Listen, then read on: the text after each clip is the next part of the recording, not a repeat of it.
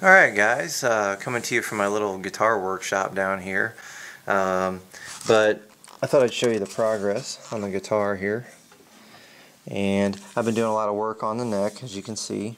Since the last segment, I've added this heel piece to here. And I've begun to do a little shaping on the neck itself. As you can see, it's got a little curve to it now instead of just being a big flat block. Okay.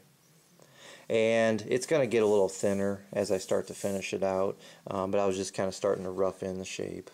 Okay. And basically, now I do build the necks a little bit on the thick side. I just don't like the feel of the real thin neck because it's fairly narrow neck anyway. And then with thinness, I don't feel like I can get the kind of pressure on there that I want. So I do leave the necks a little thicker. And then they're much more resistant to bowing that way as well. So. And as you can see, I can't remember if I did it in the last one, but the fret slots are cut. And commonly you'd have 21, 22 frets on electric guitar. I've actually, or maybe 24, but I've actually chosen 23 frets just because I was just talking to my son yesterday or the day before, and he was telling me how 23 was his favorite number, so I put 23 in here. And this overhang is because that's actually going to overhang the top of the box a bit. Okay, and then you might notice I've cut a notch out here. That's for the single coil pickup to sit down in there, and I cut it a little big just to give a little wiggle room there, room for wire, that kind of stuff.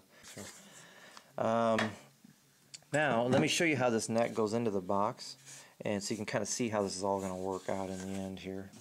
As you can see, that part slid through an opening that I had cut in there, and that meets right up to this strainer here, like the resonator assembly. Alright, and I've kind of radiused it to match that curve. Alright, now then once it's in there, oh, and you can see, I'm going to snug that up, but you can see that that heel is going to match up just perfectly to that level of the box. Okay, and I haven't finished sanded this. This will all look completely smooth like one piece of wood before I'm done. But anyway, and then I have another block here that was glued up from 3 different blocks, and you can see once you start sanding a little bit, it looks like one. And that's actually going to fit right there, like so. And so this heel is going to be glued to the box, this block's going to be glued to the box, and then this is all going to be glued together like one big unit. Okay, so that is going to be extremely strong. Okay, and then you'll notice there's a little gap right here. So there's going to be another piece that slides in under there and is all glued up as well, and that will make it one solid unit all the way to the lid of the, to the top of the box. Okay.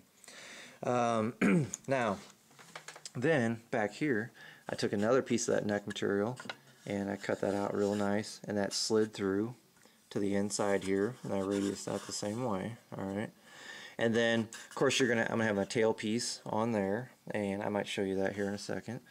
But then so the tension is going to be pulling upward on that, and so you have to brace this up a little bit. So what I've done, I've cut this triangular shaped piece here, or well, I guess what is it, trapezoidal? But anyway, so this width down here is the same as that neck. That's going to slide in there, and it's going to get glued to the back wall of the box. Okay, now you'll wonder what these cutouts are for. Well, what I've done here, I scavenged the back of a chair. Okay, this is the slat that would be in the back of a dining room chair, like so. Okay, and I cut it down to size and sanded all the finish off because I'm going to refinish it. And then this is actually going to sit here, let me line this up. Okay, yeah, that's going to be the same size as the back of that there. Alright, okay, so you can see how nicely that fits. Okay, it's going to come right up to the edge of the box there, and right to the edge back there. Okay, and what that's going to do, since this isn't like a typical through neck design of a normal cigar box guitar, it's going to come through, and then this is going to be screwed in to those blocks below. Okay, and then that's just going to add a lot of rigidity to the whole thing. Okay, because you got these blocks all glued up, and then you got this cross piece, so it's almost going to be as strong as if it had a through neck on it.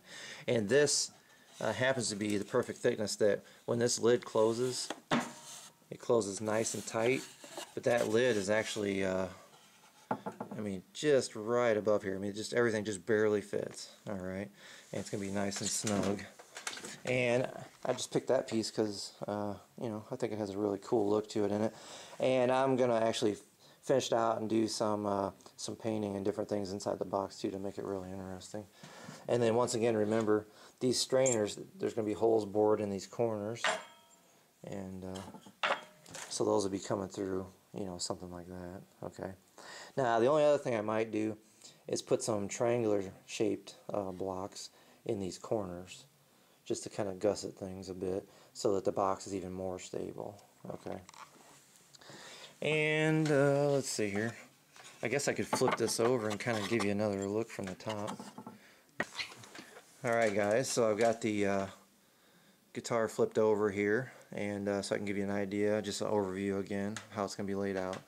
You can see I've got the nut cut out, and it's going to be actually a brass bolt, and of course it'll be cut to size, and that's going to sit in there, and that's going to work out real nice.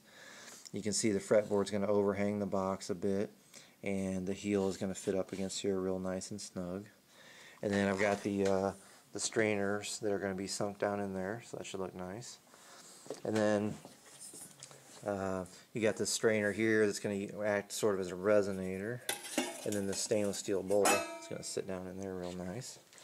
And then back here, this is where that tailpiece comes out, and I've got a kitchen cabinet hinge that I'm going to drill the 4 holes through, and that fits up just real nice and snug against the box there. And then you just lace your strings through the back, that's your tailpiece, and then across your bridge, which is going to sit here, and everything's going to be laid out real nice. And the distance from the center of here to that nut, once again, is 25.5 inches, which is a standard Fender Stratocaster style scale.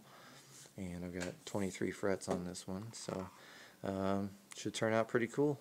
And you can see I've got it marked out for the single coil, and I'll be doing that again here, you know, real shortly here.